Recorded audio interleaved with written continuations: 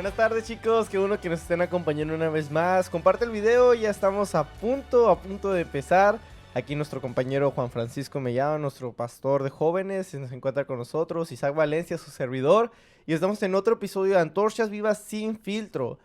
Nos miras en blanco y negro, pero estamos sin filtros al venir no preparados con lo que vamos a enseñar. La información es sin filtro. Nosotros sí. Ajá, la información es sin filtro, pero pues con lo que hemos tenido de experiencia, con lo que sabemos, vamos a tratar de responder a las preguntas que se hicieron la semana pasada. Enviaron en Instagram, hicieron un test, ¿se dice? ¿Un quest? Fue esta semana, de hecho. Oh, fue Hace esta como 2 semana. días. Y en cuarentena no se sabe qué hora estamos. Pero vamos a pasar a darle respuesta a las preguntas. Sí, porque se llama Antorchas Vivas sin filtro. Preguntas y respuestas respondidas en Antorchas Vivas hoy. No te lo pierdas. Ya estamos transmitiendo. Así se llama. Este es el episodio de hoy. Este es el título de hoy. Respoon Nation. Así que, pues muchas gracias primero que nada a todos los que nos están acompañando. Gracias también a todos los que nos hicieron llegar sus preguntas de una manera muy interesante. Gracias por esas preguntas tan difíciles. Y pues vamos a tratar de contestar la mayoría de las preguntas que podamos. También tratando de restringirnos un poquito del tiempo. Y pues le damos, ¿qué onda? A darle. Muy bien. La pregunta es esta. Por cierto, voy a poner las preguntas aquí para que las puedan leer y puedan leerlas con nosotros. Dice así. Pregunta número 1. ¿Cuál es la diferencia entre un creyente y un discípulo? Sí. Estoy jugando. Pues esa es la respuesta. Tan, tan, tan. No, la respuesta sería, yo creo que el creyente es una persona que afirma creer. Por eso el nombre de creyente. Uh-huh. Muy bien. Una persona que afirma creer, yo pienso en ciertas, o que tiene el conocimiento del evangelio para ser salvo. Pero un discípulo, si vamos a hacer esta distinción, qué dato curioso. La Biblia no nos da una distinción clara entre creyente y discípulo. Pero es algo que nosotros hemos visto con la experiencia de que muchas veces se cataloga una distinción, se hace una distinción entre un creyente y un discípulo. El creyente es alguien que profesa las verdades del cristianismo, mientras que el discípulo es alguien que está buscando crecer en el conocimiento de su Señor. En el conocimiento de Jesús, crecer, actuar, practicar los conceptos y las verdades bíblicas que va aprendiendo. Exactamente, los mandamientos que Jesús ha dado. Esa podría ser una distinción, pero les digo algo, bíblicamente no hay una distinción entre creyente y discípulo. Se espera que todo creyente se vuelva un discípulo. Exacto, y es que la fe debería llevarnos a tener esos frutos, pues. Y al tú tener fe o creer, es ser un creyente. Pero muchas veces utilizamos ese pasaje en Santiago de que los demonios creen. Sí, los demonios también creen y tiemblan. Y tiemblan.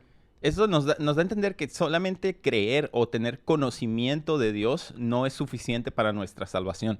Uh-huh. La Biblia dice que necesitamos poner nuestra fe en Jesús. Uh-huh. Y la fe, lo explicábamos, no sé si lo explicábamos en un podcast o lo explicábamos en otro episodio de Sin Filtro. Por cierto, Random Time. Tenemos un nuevo podcast, salió un nuevo episodio. Una de las preguntas que vamos a tocar aquí muy por encimita está respondida en uno de los podcasts. Pueden verlo en Spotify, Anchor y Apple Music. También no se pierdan de las empanaditas de Isaac. Vamos a estar vendiendo. Estoy jugando. Ok, cerramos el Random Time. Hablamos de que la fe significa creer activamente, depositar tu confianza en Jesús, lo cual tu fe, lo que tú crees, debe de reflejarse en la manera en la que vives. Exacto. Recuerden, como mencionábamos en el Sin Filtro anterior, lo que decía Greg Koukl, no solamente se trata, ser cristiano no es nada más de creer ciertas cosas, sino de vivir de cierta manera.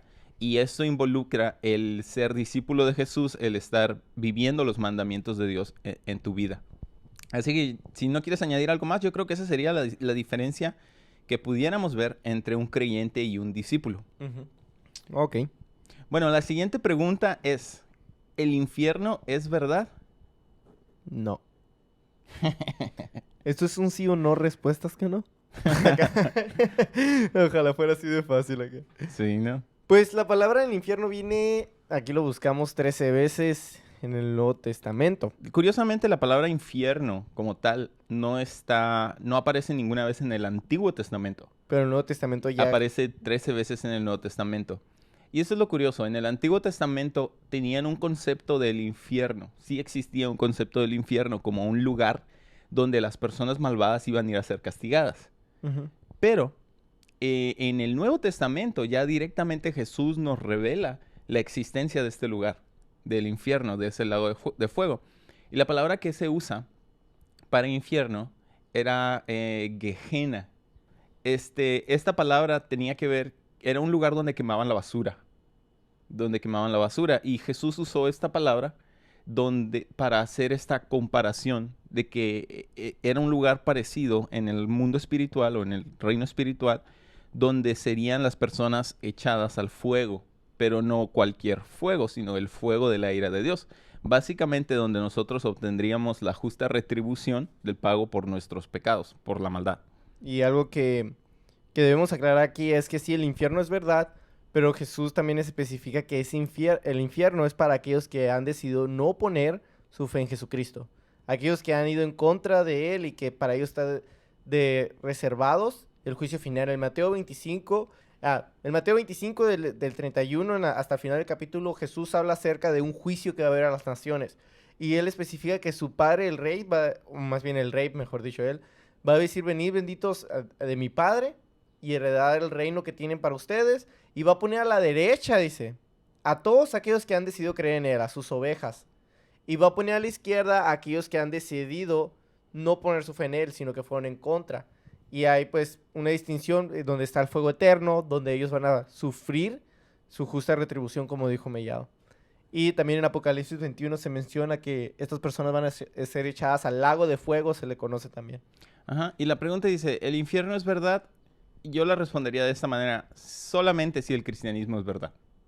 Uh-huh. Solo si el cristianismo es verdad, si Jesús en verdad fue Dios en cuerpo humano, murió y resucitó, entonces es verdad el infierno, porque Él enseñó del infierno.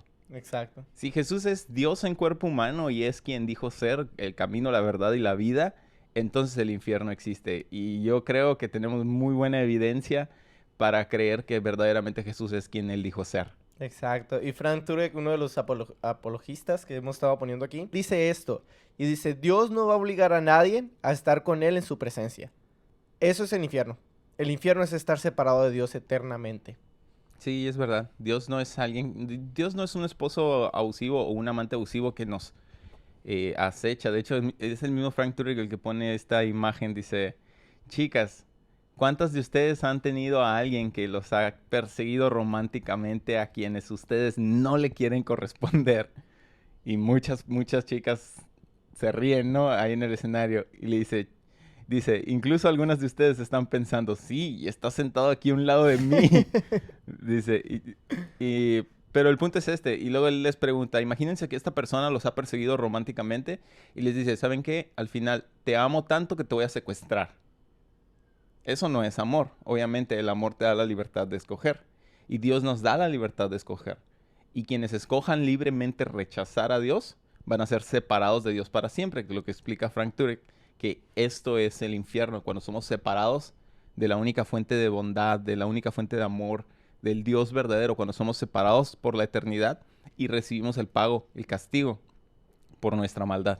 Y nomás para terminar, una frase de C.S. Lewis de un inconverso le está diciendo: ¿por qué Dios no me puede dejar solamente en paz? Dice, ¿por qué no me puede dejar de molestar?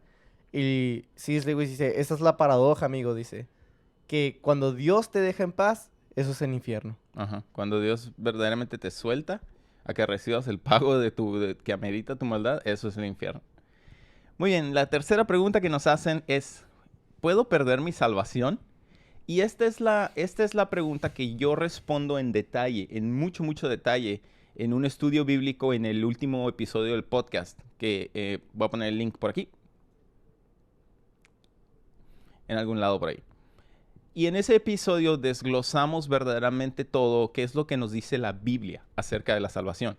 Y realmente esto es lo más importante, no es qué pensamos o qué sentimos nosotros sobre la salvación, sino qué es lo que la Biblia nos enseña sobre la salvación. Porque recordemos, la Biblia es y debe ser nuestra máxima autoridad en todo en todo el cristianismo, en todas las doctrinas, tanto fundamentales como también la manera en la que vemos las no fundamentales. Es la Biblia la que nos debe llevar a ver si realmente estamos en lo correcto o no, o qué es lo que la Biblia dice acerca de este tema. Ahora, la salvación, muchas personas tienen distintas ideas de cómo funciona la salvación, pero al final de cuentas, como les decía, debemos de dejar que la Biblia nos defina lo que es la salvación y cómo es la salvación, porque la salvación es una doctrina central del Evangelio. Es una de las doctrinas centrales del Evangelio. Ahora, la pregunta si puedes perder la salvación, a mí me gusta abordarla con otra pregunta. Mi pregunta es, o cuando dicen, ¿puede un cristiano perder su salvación? Mi pregunta es, ¿cómo sabes que esa persona es salva en primer lugar? Ajá. Y en el podcast hay 5 evidencias que nos habla el primer libro de Juan, que son cositas que explico más a detalle ahí, pero nada más para tocarlas un poquito. Hay cosas que deben de estar presentes, frutos que deben de estar presentes, o mejor dicho, evidencias que deben de estar presentes en la vida de alguien para saber que esa persona es salva. Número 1, tiene que confesar que Jesucristo es su Señor. Y no quiere decir nomás confesarlo con tus labios. La palabra confesar y la palabra Señor tienen 2 significados más profundos en el griego original. La palabra confesar significa que activamente confesabas y seguías a alguien, ¿no? Y la palabra Señor, que Jesús es el Señor de tu vida, no significa que lo reconoces como una autoridad. No, significa que Él es el amo. Esa palabra mejor se traduce como el amo. Tienes que confesar que Jesús es el amo de tu vida, el dueño de tu vida. Primero, un cristiano verdadero confiesa a Cristo como su Señor. Decíamos también que tomar el acto del bautismo es un acto de confesión pública, de que te abandonas tus antiguos pecados. Y ese es el punto número 2. Un cristiano verdadero, según en Primera de Juan, no peca. Y no quiere decir esto como que, no te equivocas o que vives perfectamente. No, un cristiano verdadero no vive practicando el pecado. No puedes ser un cristiano verdadero y todavía vivir deleitándote en el pecado sin que tu vida haya cambiado. Esa es una de las evidencias de que verdaderamente eres salvo, que te has apartado del pecado. El tercer punto, lo voy a buscar aquí, verás. 6 horas después. El tercer punto es de que si eres cristiano, obedecerás los mandamientos de Dios. Ajá. Obviamente, otra vez, no perfectamente, pero buscarás que tu vida agrade a Dios en ese sentido, que tu vida busque obedecer los mandamientos de Dios. No nada más los mandamientos que te agradan, ni los mandamientos con los que estás de acuerdo, sino que los mandamientos que Dios nos ha dado, que te abstengas de la fornicación, que hagas morir las obras de la carne, todos esos mandamientos. Si una persona verdaderamente salva, debe de tener fruto de santificación en su vida. ¿Qué quiere decir esto? Que una persona que es verdaderamente salva, el Espíritu Santo está trabajando en su vida para hacerla más como Cristo. Para hacerla más como Cristo. Número 3 o número 4. Si eres cristiano, te vas a sentir miserable cuando peques. Es verdad, no puedes vivir una vida cómoda en pecado y decir que eres cristiano y decir que eres salvo. Yo dudaría de tu salvación. Si eres una persona que afirma con tus palabras que crees en Cristo, pero con tus acciones lo niegas, lo rechazas y vives practicando el pecado. Recuerden que muchas personas van a ser simpatizantes también. Muchas personas, recuerden la parábola del sembrador, la semilla cae en tierra que parece que va a dar fruto, pero nunca llega a echar raíces. Y esa es una excelente analogía por parte de Jesús en cómo hay personas que reciben la palabra, simpatizan con la palabra, parece que están dando fruto o respondiendo a la palabra, pero a la hora de echar raíces, que esto es una metáfora para la hora de tomar una decisión completamente, una decisión verdadera por entregarte a Cristo, estas personas se marchitan cuando vienen los problemas. Número 4 era que si eres cristiano vas a tener cuidado de Satanás, vas a tratar de evitar ponerte en lugares o estar con personas que te puedan llevar a pecar en contra de Dios. Y el número 5, si eres cristiano verdaderamente, vas a amar a otros cristianos. Te vas a congregar, vas a estar en una iglesia local, vas a buscar el compañerismo de otros cristianos que adoran a Dios.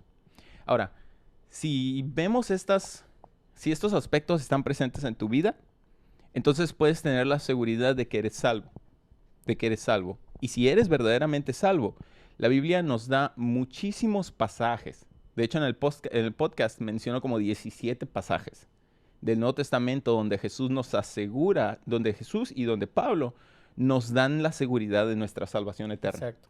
Donde se nos dice que nuestra salvación es eterna, donde se nos dice que Jesús no nos va a borrar del libro de la vida, donde Jesús nos asegura que el que a mí viene yo no le echo fuera. Ese es un pasaje muy importante. Y también, piensen en esto. Y a lo mejor ahorita te voy a dejar comentar si tienes algo que comentar. Piensen en esto. La salvación es un tema central al cristianismo. Si la pudiéramos perder, ¿no creen que esa hubiera sido una excelente información para que Cristo nos hubiera revelado? Y que hubiera sido claro en eso. Ajá. La salvación es tan importante para el cristiano, es un tema tan central, que Jesús o Pablo o Juan o Pedro hubieran sido súper claros diciendo, no hagan esto porque van a perder su salvación. Exacto. Mas, sin embargo, incluso alguna de las veces que Pablo reprende una iglesia, les dice, les digo esto porque ustedes tienen vida eterna. De hecho, Pablo creo que a los corintios les dice, dejen de pecar porque tienen vida eterna, porque ya son salvos. Nuestra motivación, y una vez más, nuestra vida debe ser una respuesta a lo que Cristo Jesús hizo por nosotros. Y yo nomás para finalizar esta pregunta, a veces suena un poco irónico el creer que podemos perder nuestra salvación por nuestras obras. Porque si desde un principio decimos, somos salvos por gracia, Efesios 2:8, salvos por gracia, y esto no es de nosotros, es don de Dios, ¿no? Y no por obras para que nadie se gloríe. Pero luego decir, somos salvos por gracia y ahora tengo que mantener mi salvación por mis obras, como que no cuadra, porque ya no sería gracia. Y Pablo dice a los romanos, dice, si yo pago, entonces no sería gracia, sino una deuda. Es un regalo y Dios nos ha dado esa salvación. Entonces no es... En primera, la salvación no fue por nuestros méritos. Y no va a ser por nuestros méritos que lo vamos a mantener. La salvación fue dada por los méritos de Jesucristo y es a través de los méritos de Jesucristo que permanece estable.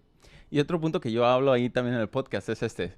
Si la salvación se pudiera perder, Jesús hubiera sido claro en cómo la podríamos perder. Pero también si la salvación se pudiera perder, todos ya la hubiéramos perdido. Exacto. Ya la hubiéramos perdido. Por eso Dios no deja la salvación dependiendo de nosotros. La salvación no depende de nuestro desempeño humano como cristianos. La salvación está anclada puramente en la inmutable e incambiable naturaleza de Dios. Por eso podemos tener esa seguridad de nuestra salvación. Ahora, mucha gente dice, oye, pero ¿qué onda? ¿Qué pasa con aquella persona que dice, yo recibo a Cristo, pero después se va y se vuelve un asesino, o viola, o mata, y vive una vida completamente de pecado? Esa persona no va a perder su salvación. Incluso la gente que lance esta objeción se le hace hasta injusto. Esa persona no va a perder la salvación. Esa persona no va a tener consecuencia por sus actos. Y la realidad es esta. Esa persona hipotética, o en este caso imaginario, no existe. No existe.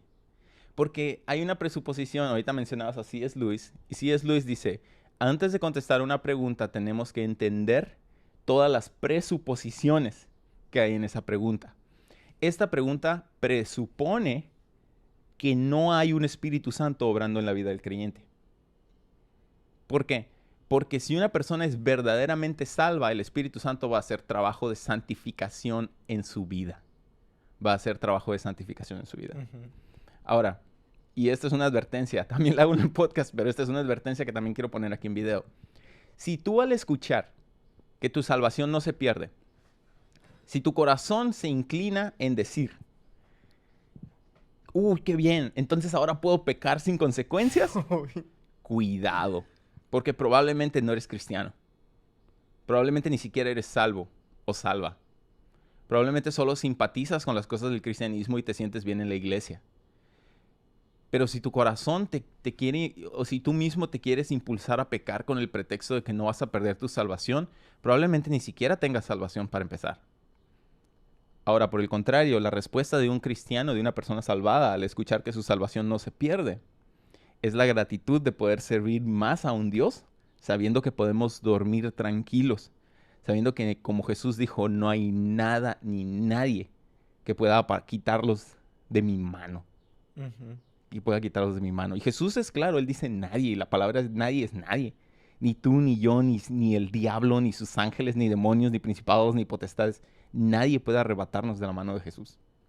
Y esa es una seguridad que nos da a nosotros como creyentes. Por lo tanto, tu salvación no se pierde. Tu salvación no se pierde si verdaderamente eres salvo. Pero si verdaderamente eres salvo, vas a estar dando evidencias del trabajo del Espíritu Santo en tu vida hacia santificación y vas a vivir una vida en respuesta a Jesús. Exacto. Ok, y disculpen que yo me haya alargado en esta pregunta. Sé que todos quisiéramos escuchar la voz de oro de Isaac. Muy bien, pero la siguiente pregunta se la voy a dejar a él. Esta es la pregunta. Isaac, ¿debo hablar en lenguas para ser salvo? Exactamente. Y Sí, si no hablas lenguas estás condenado al tú estás infierno. condenado. No es necesario que hables en lenguas para ser salvos. De hecho, la Biblia dice que aquel que tiene fe es salvo. No aquel que habla en lenguas. Y ahora, ¿eso significa que es necesario que cada cristiano hable en lenguas? No. 1 Corintios 12, cuando se están dando las regularizaciones de los dones, Pablo menciona, ¿acaso todos hablan en lenguas? Dice, ¿acaso todos hacen sanidades? No, no es así. Es un don del Espíritu, pero no significa que por ese don sea la evidencia máxima de una salvación. Yo siempre digo esto, la evidencia máxima de una salvación es que tu fe te lleve a obediencia. Que realmente obedezcas los mandamientos del Señor. Que realmente dejes esa vida de pecado y empieces a vivir en arrepentimiento. Y también, una frase que siempre me acordé de mi clase con Pastor Peter G. en Ensenada, es que el mover del espíritu no es tanto el don de lenguas, sino el controlar la que se tiene. Porque neta, cierto. en una cultura mexicana es muy difícil el chisme, el mitote entre los cristianos y es bien difícil controlarla. El don del espíritu, el Espíritu Santo, siempre nos lleva a obedecer y debemos obedecer. Y yo digo, y te respondo, no necesariamente tienes que hablar en lenguas para ser salvo. Y recordemos a Juan el Bautista. Jesús dice, no hay ningún hombre mayor que este, dice. Y este hombre no hizo ningún milagro. Ah, sí. Juan el Bautista nunca no hizo ningún milagro. Nunca hizo ningún milagro, solamente predicó la llegada del Salvador. También algo interesante, el don de lenguas, y curioso, mucha gente se desvía y dándole importancia a los dones y no al dador de los dones, que es precisamente uno de los temas que Pablo está regañando. El don de lenguas, tal como aparece ahí, se enseña solamente en un libro del Nuevo Testamento como doctrina, ¿no? Como doctrina para la iglesia, porque también aparece en el libro de Hechos, pero el libro de Hechos es más una narración histórica. Ajá. O sea, en el libro de Hechos se registra lo que sucedió. Y en el libro de Hechos se registra que personas hablaron en lenguas. Pero como una enseñanza para la iglesia, está en una sola carta, en Primera de Corintios, que es una carta de regaño para la iglesia. Porque esta iglesia estaba no viviendo en amor y estaba procurando más los dones que al dador de los dones. Así que si hablar en lenguas fuera esencial para la salvación, Pablo lo hubiera puesto en Romanos, Pablo lo hubiera puesto en Efesios. En todos los lugares donde se nos habla de la salvación, Pablo lo hubiera mencionado. También. Y curiosamente solamente lo menciona en 1 Corintios, donde lo estaban usando mal. Y algo también, no te debes sentir como inferior espiritualmente si es que no hablas en lenguas. De hecho, Pablo regañando a la iglesia de Corintios le dice, no todos hablen en lenguas, dice, mejor profeticen o prediquen, porque si todos están hablando en lenguas, dice, y entra un gentil, alguien que no conoce a Dios, ¿no van a pensar que están locos? Pablo les dice, si entra una persona que no es creyente y los mira, va a decir, están locos. Así que la respuesta para esta pregunta es no. No necesitas hablar en lenguas para ser salvo. La siguiente pregunta es, ¿qué consejos me darían para entender la Biblia? Leer todo en su contexto. Sí. Somos muy... Yo digo que ese es el problema principal de ahora los movimientos juveniles, de predicadores motivacionales. Sacan muchos versículos fuera de contexto y esto no es... pues a veces tienen motivaciones que quieren correctas, pero no dan el significado verdadero al versículo y le quitan el peso que Dios quiso plasmar en ese versículo.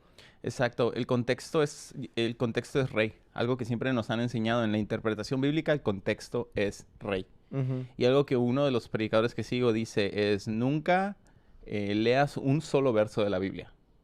O sea, lee el pasaje, lee el libro de la Biblia, checa qué es lo que te quiere decir. Nunca agarres un solo verso así aislado. Y hay tres reglas, mejor dicho, tres principios para la interpretación bíblica eficaz. Y son estas: contexto, contexto y contexto. Son bien difíciles, yo sé, son difíciles de recordar. Pero si te mantienes en el contexto bíblico y a lo mejor tú dices, oye, pero yo no sé cómo es el contexto bíblico. Bueno, puede ser contexto. El contexto para entender la Biblia abarca varias cosas. Está el contexto histórico, o sea, cuándo se escribió, en qué tiempo, qué estaba pasando en el mundo en ese tiempo. ¿A quién iba dirigida? A quién iba dirigido, es el contexto inmediato. Ujú. El contexto inmediato es a quién va dirigido, quiénes están hablando, quiénes están oyendo, cuál es el mensaje que se está dando. Ujú. Contexto histórico es en qué tiempo, en qué época, cómo era el rollo que estaba pasando, la cultura, ¿no? Cuál era el contexto cultural, la cultura, las tradiciones de las personas, tanto de los que hablaban como de los que escuchaban.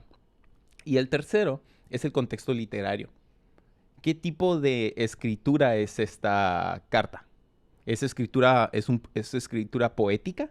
Es ¿O es narrativa histórica? apocalíptica ¿O también.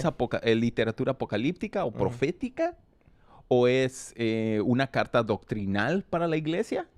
Exacto. Tienen que ver varias cosas, pero en una sola palabra, contexto. Contexto. Eso es lo que te va a ayudar 1000 veces a que entiendas mejor la Biblia. Siguiente pregunta es, ¿cuál creen ustedes que sea el propósito de la vida? Ay, dormir. No. Jóvenes, adultos, todos los que estén escuchando. Yo sé esta. A lo mejor los nerds que nos están viendo van a saber. El propósito de la vida es 42.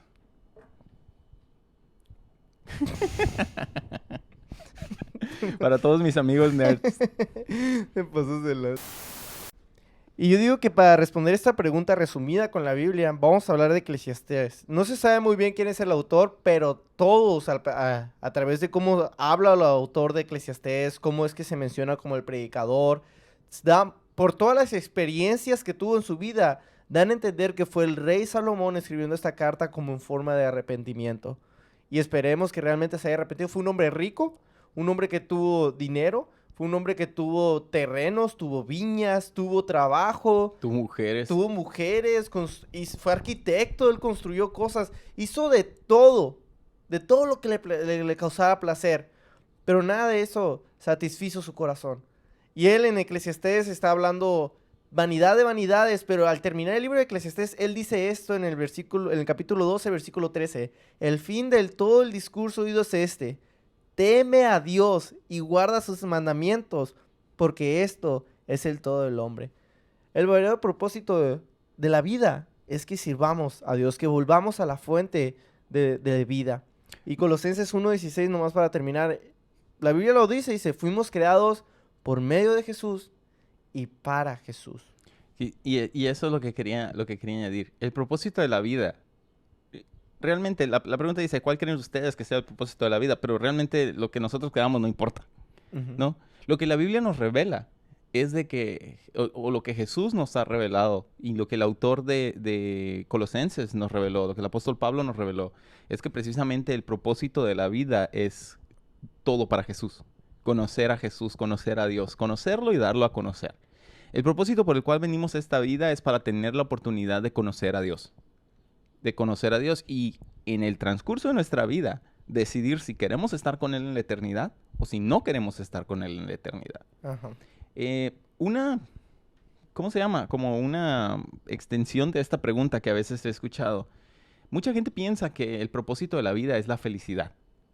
¿Tú qué opinas de eso?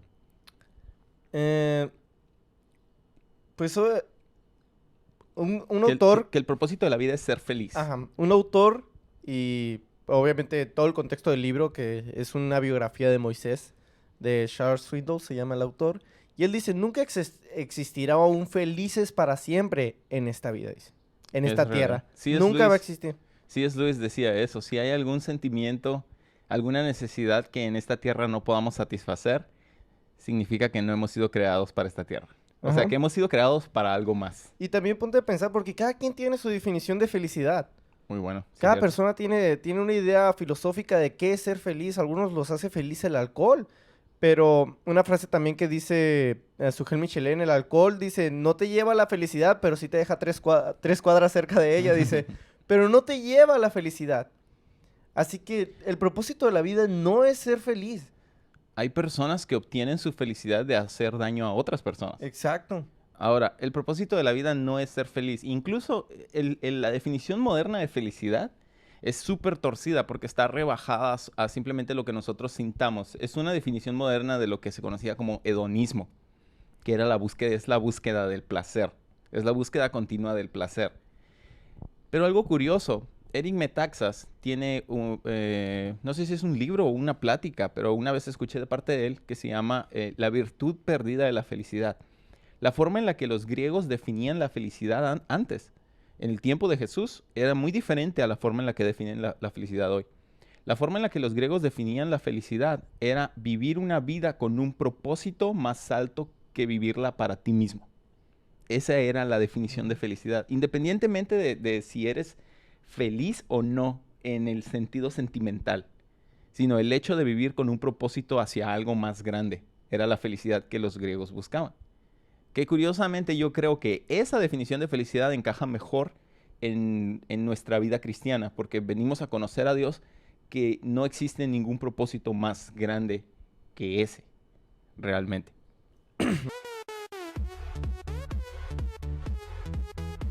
Ok, vamos a continuar, vamos a meterle todo el acelerador en las últimas 3 o 4 preguntas por cuestiones del tiempo. Dice la siguiente pregunta, ¿va a haber un arrebatamiento en la iglesia? Y tiene otra parte, dice, ¿y si es así, en qué etapa del apocalipsis sería? Pues hay muchas posturas acerca de lo que es el arrebatamiento. Varios filósofos, teólogos filósofos, eruditos tienen su posición acerca de lo que es el arrebatamiento. Algunos lo creen, otros no. Nosotros como denominación Calvary Chapel creemos en el arrebatamiento y de ahí se desenlaza también lo que es el arrebatamiento pretribulatorio y el arrebatamiento durante la tribulación. Ajá, antes, entre medio o después de la tribulación. Ajá. Pero la palabra de Dios nos dice en 1 Tesalonicenses 5:9, porque Dios no nos ha puesto para ira, dice, sino para alcanzar salvación por medio de nuestro Señor Jesucristo. Y tenemos entendido esto, que el Apocalipsis es la ira de Dios a este mundo. Esa es la ira, es donde se van a ser derramadas las 7 copas de la ira, van a sonar las trompetas, este mundo va a perder mucha, mucha, mucha vida de lo que tenía. Y otra cosa que quisiera añadir es que en sí, como mencionábamos al principio, existen doctrinas esenciales, fundamentales para el cristianismo. Es lo que tenemos que saber para recibir salvación. Y hay doctrinas que no son esenciales. El arrebatamiento no es una doctrina esencial.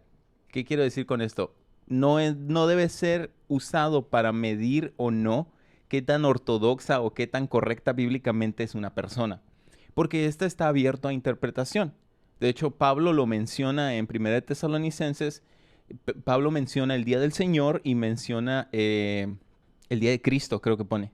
¿No? Que hace dos menciones. Bueno, hay personas que dicen que el día de Cristo y el día del Señor es el mismo. Pero hay otros que dicen que el día de Cristo es el día del arrebatamiento y el día del Señor es cuando Jesús va a volver en su segunda venida. Realmente no, lo que sabemos es que va a suceder. Exacto. ¿Cuándo vaya a suceder? No lo sabemos, verdaderamente. No lo sabemos. Pero lo que sí sabemos y en lo que podemos descansar es que verdaderamente va a haber un arrebatamiento de la iglesia de Dios. Exacto. Verdaderamente Cristo Jesús va a volver por su iglesia porque Él mismo lo prometió. Así que podemos descansar en esto. Va a suceder. ¿En qué momento? Si antes, entre medio y después, no lo sabemos al 100%, pero tenemos una gran confianza, como dijo Isaac, en que va a ser antes de la tribulación, porque por lo que Dios nos dice, por lo que el Espíritu Santo dice en 1 Tesalonicenses 5:9, que la iglesia no está puesta para ira. Y la tribulación es precisamente el tiempo de la ira de Dios, sino para alcanzar salvación por medio de nuestro Señor Jesús. Bro, ve y cómprame unos helados, bro. No seas codo. No, no, No. ya me debes mucho. ¿Qué te debo? Me debes todo este tiempo de producción. Muy bien, vamos a pasar a nuestras siguientes preguntas, siguientes y últimas preguntas. Realmente quisiéramos haber respondido todas, pero el tiempo no nos deja. Nos preguntan una respuesta corta. ¿Existen diferentes tipos de ayuno? No, la Biblia solo especifica que hay un ayuno que es de comida. Ajá. Ahora, el que tú te abstengas de redes sociales, de, no sé, de un refresco, bueno, refresco sí es comida. Si te abstienes de redes sociales, de hablar a una persona, de De hacer alguna actividad. de alguna actividad, no es un ayuno, sino es autodisciplina. Está ejerciendo dominio propio y autocontrol. Ajá. Y el principio de un ayuno es precisamente que nos privamos de cosas que son esenciales para nosotros para enfocarnos en lo espiritual. Ujú. Ese es el principio de un ayuno. Bíblicamente el ayuno solamente es de comida, de dejar de comer. Igual para enfocarte en cosas espirituales. Pero en el sentido moderno tú podrías autodisciplinarte dejando de hacer ciertas cosas para tratar de buscar las cosas que son espirituales. La siguiente, ¿es necesario como cristiana usar falda? No, tampoco. La Biblia no especifica acerca de una vestimenta si debe ser falda o si debe ser pantalón, pero nos dice en 1 Timoteo capítulo 2 que las mujeres deben vestirse con prudencia y que su atavío no sea ostentoso, da parámetros de la vestimenta siempre y cuando sea temerosa de Dios, una vestimenta que dé honra a Dios. Ajá, y más que la vestimenta tiene que ver con el decoro y la honra. Ujú. Porque como mencionábamos, creo que en el episodio 2, cuando hablamos del legalismo y de la gracia, como mencionábamos, hay faldas que forman el cuerpo de la mujer de una manera incluso más indecorosa que un pantalón, que un Exacto. pantalón holgado, ¿no? Y tiene que ver, más que nada, mujeres, muchachitas, no es como cristiana un requisito que uses falda, pero es como cristianos en general y como cristianas un requisito que te vistas de decoro y que te vistas de pudor. Ajá. La siguiente, ¿por qué los judíos no aceptan a Jesús? Ok, los judíos muy probablemente no aceptan a Jesús porque ellos, a través del Antiguo Testamento, lo que los profetas le enseñaban al pueblo judío, era la imagen de un Mesías que iba a venir como un rey. Ellos esperaban a un rey que los iba a libertar del gobierno romano. Y al ver que Jesús no cuadraba con ninguno de los requisitos del Mesías que ellos esperaban, obviamente lo iban a negar. Sí, y también tiene que ver mucho, como tanto, no específicamente solo los judíos, sino que todas las personas que estamos bajo pecado, estamos en pecado, somos por naturaleza rebeldes en contra de Dios. Ujú. Somos por naturaleza rebeldes en contra de Dios. Así que no nomás los judíos no aceptan a Jesús, sino muchas otras personas no aceptan a Jesús por el mismo naturaleza pecaminosa que tenemos de no querer recibir, no querer ir y someternos a Dios. Específicamente ellos porque Jesús, según ellos, no encajaba en el Mesías que ellos estaban esperando. Aunque bíblicamente Jesús es el único que puede encajar. Es el único que puede encajar en toda la descripción que se le da en el Antiguo Testamento sobre quién es el Mesías y lo que haría el Mesías. Ujú. Y otro punto nada más, punto curioso. Si Jesús no fue el Mesías para los judíos, nadie más puede serlo. Porque una de las profecías que el Mesías debía cumplir está en Daniel y dice que el Mesías aparecería antes de que fuera destruido el segundo templo. Oh, qué curioso. No dice que iba a haber un templo cuando él esté, dice que antes de que fuera destruido el segundo templo, durante el segundo templo. Si Jesús no fue el Mesías, nadie más puede serlo. Oh, la torre, qué Dato fuerte. curioso. Siguiente pregunta. Vamos a darle más rápido. ¿Cuál es el propósito de la iglesia como tal? Y esta pregunta se me hizo súper interesante. Así que le pedí a esta persona que me explicara un poquito más sobre qué es lo que quería preguntar. Y nos dice, hay iglesias que buscan tener muchas personas o tienen una visión en específico para la iglesia. Pero yo creo que todo debe tratar sobre Jesús y las almas. Entonces mi pregunta es esta. ¿Cuál es el verdadero propósito de la iglesia, del edificio? ¿Por qué es importante congregarnos? Muchas personas lo hacen por moda. Muchas veces las iglesias también ponen de su parte en esto de amoldarse a la moda y se desvían del propósito de la iglesia y le restan importancia al verdadero mensaje. El propósito de la iglesia es juntarnos como una comunidad de creyentes para adorar a Jesús. Ese es el propósito de la iglesia. El propósito de la iglesia no es ser llamativa. El propósito de la iglesia no es tener todas las luces y ser relevante. Ese no es el propósito de la iglesia. El propósito de la iglesia es un lugar donde los creyentes en Cristo Jesús puedan juntarse a adorarlo. Y en cierta manera la iglesia puede ser llamativa, pero cuando es llamativa uno se tiene que preguntar, ¿qué la hace llamativa? ¿Y a quiénes? ¿Y a quiénes es llamativa? Y algo que debemos entender es que la iglesia es un lugar para adorar, y el Salmo 133 creo que dice que es hermoso cuando los hermanos están en comunión.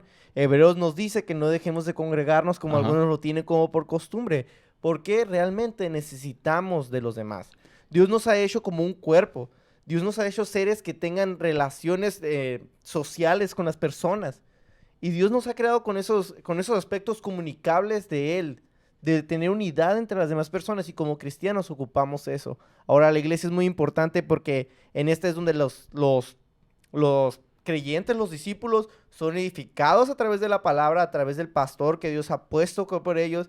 Es importante porque es a través de esta que conocen a sus hermanos en Cristo, saben las necesidades, pueden apoyarse entre ellos. Es importante porque es a través de esta que se hacen discípulos para alcanzar a las naciones, para alcanzar a los pueblos. Es importante porque es a través de esta que te capacitas para ser un líder, para ser alguien que pueda compartir de Cristo. Muy bien. Y también algo que quería comentar en cuanto a lo de la iglesia. Estaba viendo un video explicado por Chris Rosebrough, donde estaban analizando un poquito de las ideas detrás de las iglesias. Se les conoce como, en inglés se llaman seeker-sensitive churches, que son iglesias buscadores de sensaciones. Secretos. Sí, buscadoras de sensaciones, o también se les llama las iglesias con propósito, ese tipo de cosas. Ese modelo de la iglesia nació de una premisa errónea, porque pastores de mega iglesias, como por ejemplo Perry Noble, que por cierto no se los recomiendo, tuerce horrible la escritura. Perry Noble decía que la razón por la cual tu iglesia no es atractiva para tus vecinos es porque no la has moldeado lo suficiente a la cultura. No es llamativa. Pero bíblicamente te voy a dar la razón bíblica por la cual tu iglesia o la iglesia en general no es atractiva para las personas. Ahí te va. La iglesia no es atractiva para las personas porque las personas están muertas en sus delitos y pecados. La iglesia no es atractiva para las personas porque la iglesia es un lugar donde los que creen en Cristo, los que han sido salvados, se reúnen a adorarlo y donde se debe de predicar la palabra de Dios. Las personas no les gusta, la odian y no van a querer congregarse porque están muertos en sus delitos y pecados, a menos de que escuchen el evangelio y reciban el evangelio y Cristo les dé vida, entonces van a querer ir a una iglesia. Y ahora, las iglesias pueden poner, en años pueden poner una meta, un propósito, que, ok, esta va a ser la visión del año de la iglesia. Pero la base de ese propósito, la base de eso debe ser Jesucristo. Exaltar a Jesús sobre todas las cosas y dar a conocer a Jesús sobre todas las cosas. No es no es que el pastor se haga más popular, no es que tengan una mayor asistencia en sus páginas sociales, no, es dar a conocer a Jesús. Así es. Siguiente pregunta, ¿somos predestinados? Y esta persona dice, si Dios nos escogió a nosotros, ¿Dios nos escogió a nosotros o nosotros escogemos a Dios? Y si Dios nos escogió, ¿por qué me debo de arrepentir? Y si Dios fue el que me escogió aún antes de nacer. Esta pregunta, de una vez te digo, no le vamos a poder hacer justicia en los pocos minutos que nos quedan.